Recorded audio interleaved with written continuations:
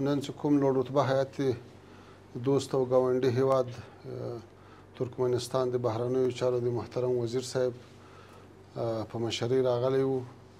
نو دې هیات کې لوړپوړي چارواکي وزیر صاحبان د کابینې مرستیالان د رئیس جمهور ټولو تشریف لرو. نو مهم او اساسي موضوعات دا و چې په تورغونډۍ کې د اورګاډي دپاره څنګه تاسیسات جوړ شي، د تخلیې دپاره د ګودامونه جوړ شي، په همدې باندې خبرې وشوې. همدارنګه د ټاپي پروژې د شروع کېدو او د هغې د غذایو ترتیب د کتلو دپاره له هغې ساحې نه لیدنه وشوه. له دې نه علاوه به په نږدې راتلونکي کې په هرات کې د نورالجهاد سب سټیشن د افتتاح دپاره تصمیم نیول کېږي. همدارنګه د اورګاډي د خط آهن د غځولو دپاره هرات ته په دې متعلق باندې به تصمیم نیول کېږي.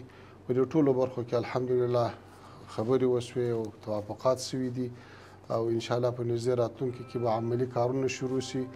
علاوه له دې نه کوشش روان ده چې نورې لویې پروژې لکه د برق د ټاپ پروژه هم په راتلونکي کې کار ورباندې وشي. نو الحمدلله زموږ د دوی اړیکې هم ښې دي او په اقتصادي برخه کې، په سیاسي برخه کې، په ټولو برخو کې، په امنیتي برخه کې ښه همکاري موجوده ده.